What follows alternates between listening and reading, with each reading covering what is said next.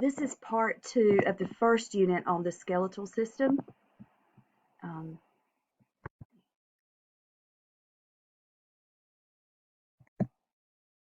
there we go. Okay, so we're talking about compact and spongy bone. Spongy bone, or cancellous bone, as it is also called, um, has no osteons. It does have lamellae. Remember, lamellae means sheets of bone tissue. And the lamellae form rods or plates called trabeculae. There's no central canal. There still are osteocytes that reside within a pocket called a lacuna, and there's still canaliculi, which are channels through the bone tissue that allow oxygen and nutrients to get from the blood vessels to the osteocytes. Spongy bone contains red bone marrow in the spaces between the trabeculae. And red bone marrow, remember, produces blood cells. Spongy bone is found in the epiphyses of long bones,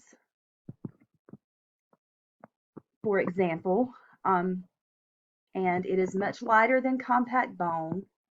The reason we don't have our skeletons composed entirely of compact bone is that would make us very heavy.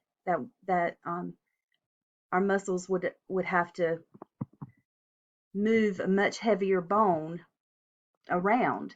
So it reduces our weight, which reduces the work that our muscles have to do.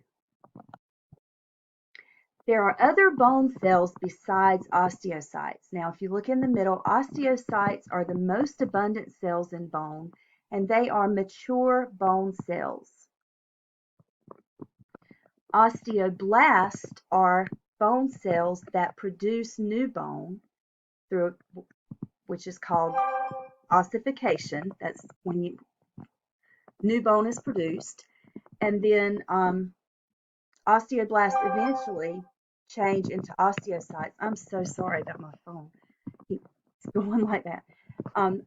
Osteoclasts are the opposite of osteoblast. They secrete acid and enzymes to dissolve the matrix of the bone tissue, and that releases minerals such as calcium.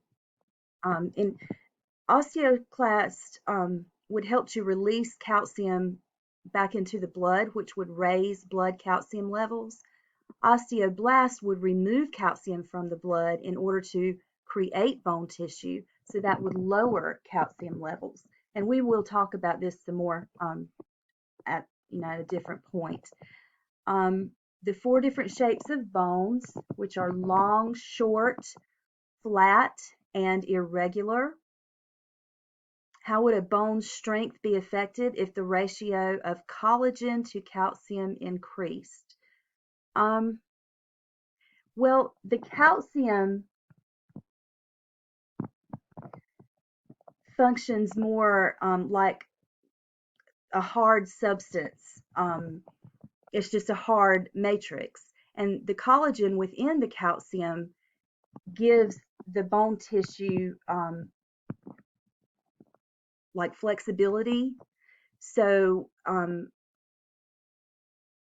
if you have more collagen than calcium, you're going to have more bendy bones. They'll be,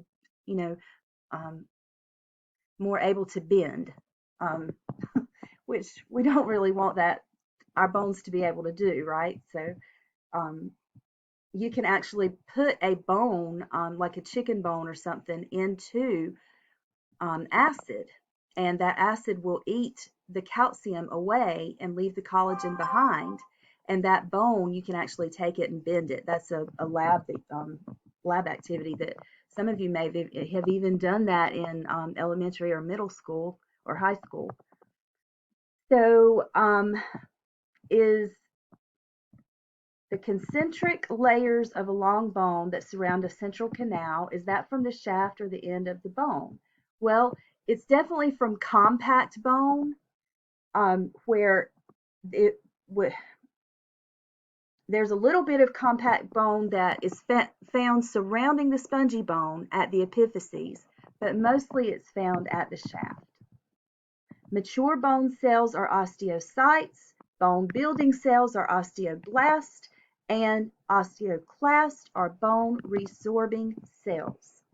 All right, if osteoclast activity exceeds that of osteoblast, the mass of the bone will decrease.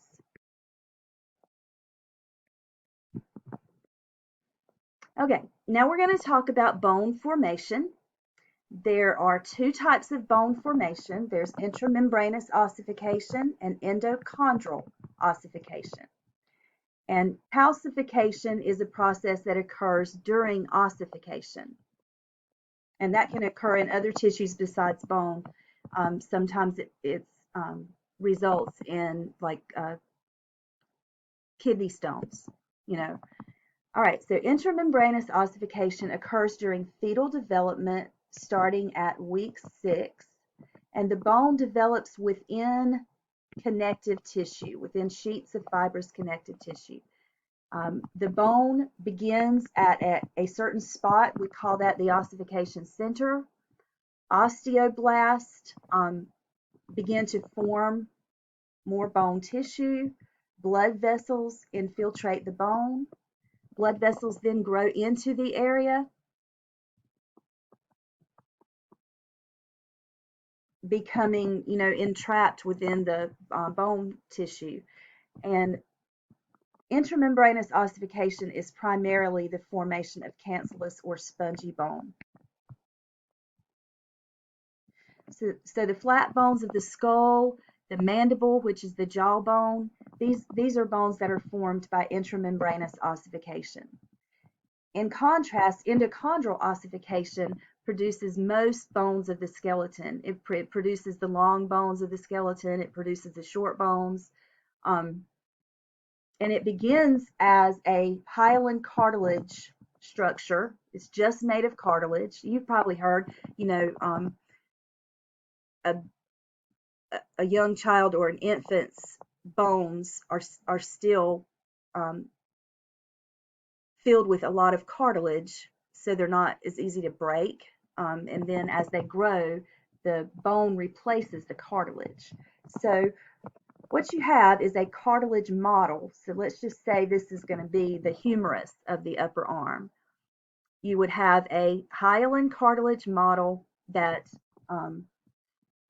only contains cartilage, no bone yet, and the cells of cartilage are called chondrocytes. So the chondrocytes actually enlarge before they die. And that's what happens here at the center. The chondrocytes, or the cartilage cells, enlarge and then they die. And osteoblasts begin to cover the shaft.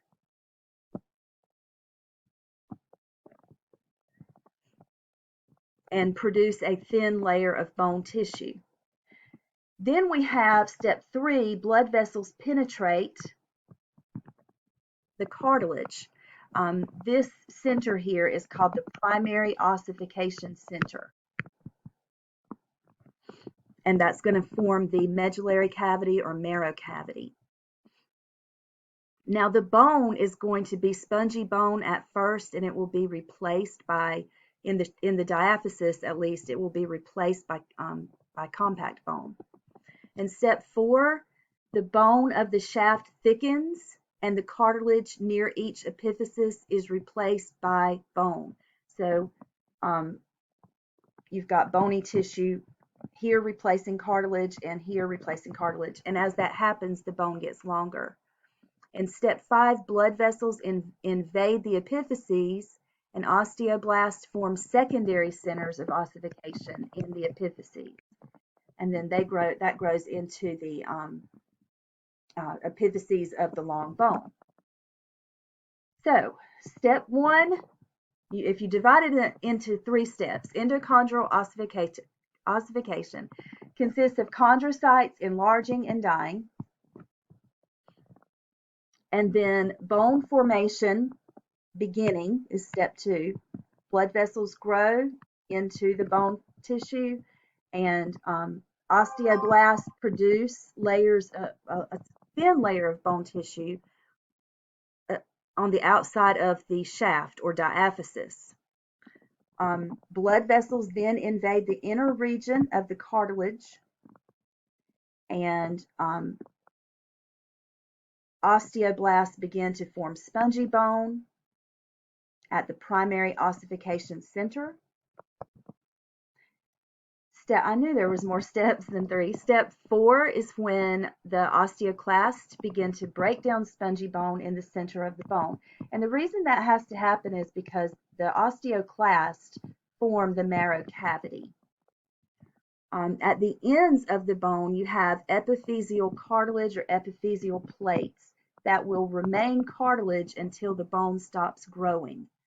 And then the epiphyseal plates will be filled in with bone tissue, and there will be a line there called an epiphyseal line.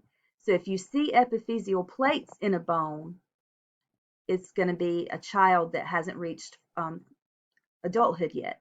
And if you see an epiphyseal line, then it's going to be an adult bone. So here's where you see that epiphyseal cartilage. It's where it's kind of darker blue. So in that area, the cartilage is being replaced by bone, and the bone is growing longer at each end until eventually it reaches its maximum growth, and then you just have bone tissue that forms an epiphyseal line. In step 5, the secondary ossification centers form in the epiphyses, and there is some cartilage left at the ends of the bone, and now we call that articular cartilage. The epiphyseal line, like I say, at puberty, bone growth accelerates due to increased sex hormone production. This is for boys and girls. Osteoblasts produce bone faster than the epiphyseal cartilage can grow and expand. So the epiphyseal cartilages start to get narrower until finally it's just all bone, and a process called epiphyseal closure occurs. And adult bones are going to have a line where that epiphyseal plate used to be. All right, appositional growth is growth in diameter. It's kind of like the trunk of a tree getting wider over time. And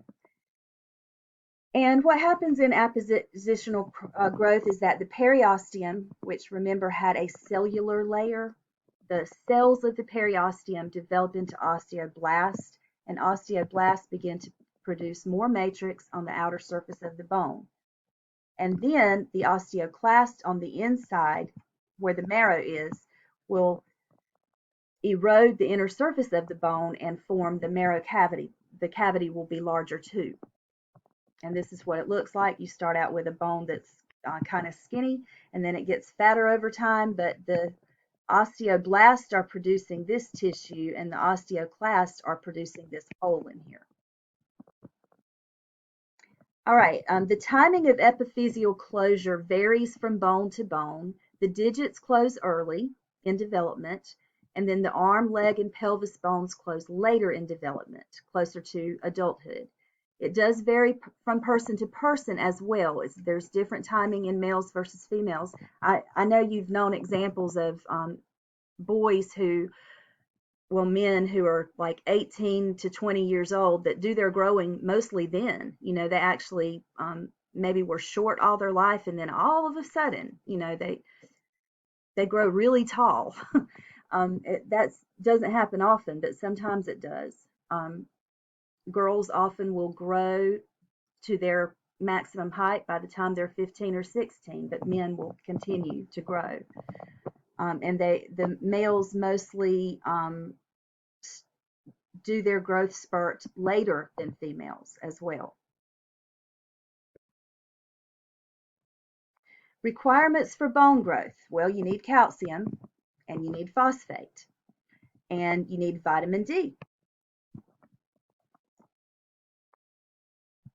And I think I'll stop here.